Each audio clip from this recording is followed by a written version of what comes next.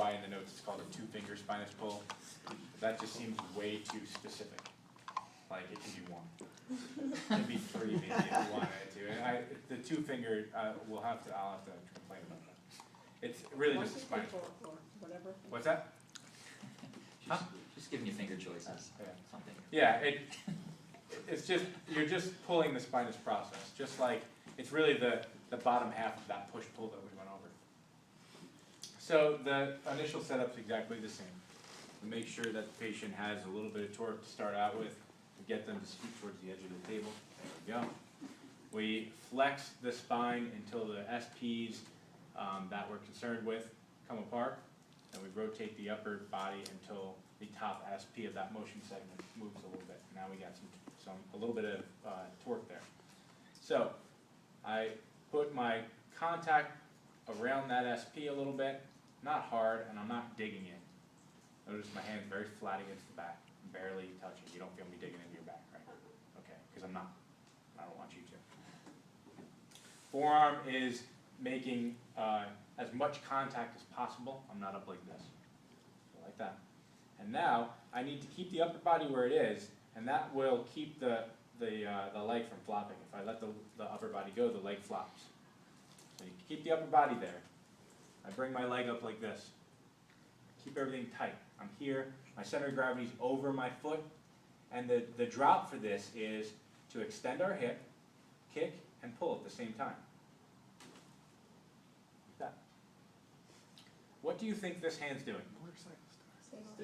Stabilizing, but what does that mean actually? Pushing towards the table. I am going to be pushing, but I'm not doing this, like that. It has to be like an equal and opposite force to keep the upper body. Basically, my intention with this hand is to keep the upper body there and not let it move at all. So I do, as I'm kicking and pulling, I do have to actually push the upper body to resist that force. That makes sense? That's important. That's one of the biggest killers of this manipulation is seeing this. So the upper body came with it. And what happened, no matter what, if you had beautiful tension in that setup, what you did was that. That didn't increase the motion. What you need to do is this.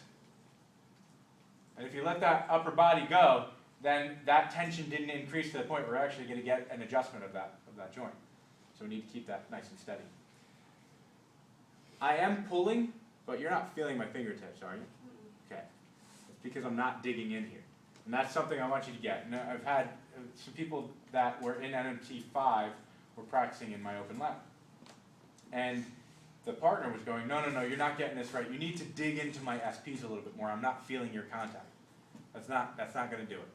So the message that group got was, this contact really needs to be solid because this is what's pulling the vertebrae into rotation. And it's not. What's actually rotating the vertebrae?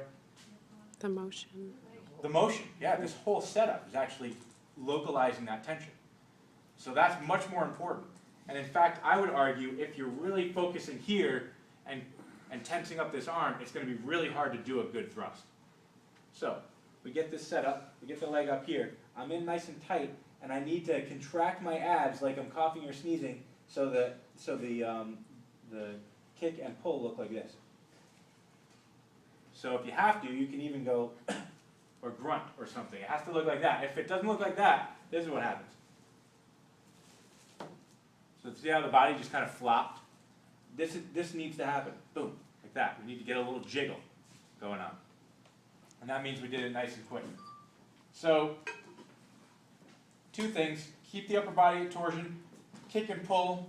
Make sure you're nice and tight and you're low so you can do that. If you need to, grunt.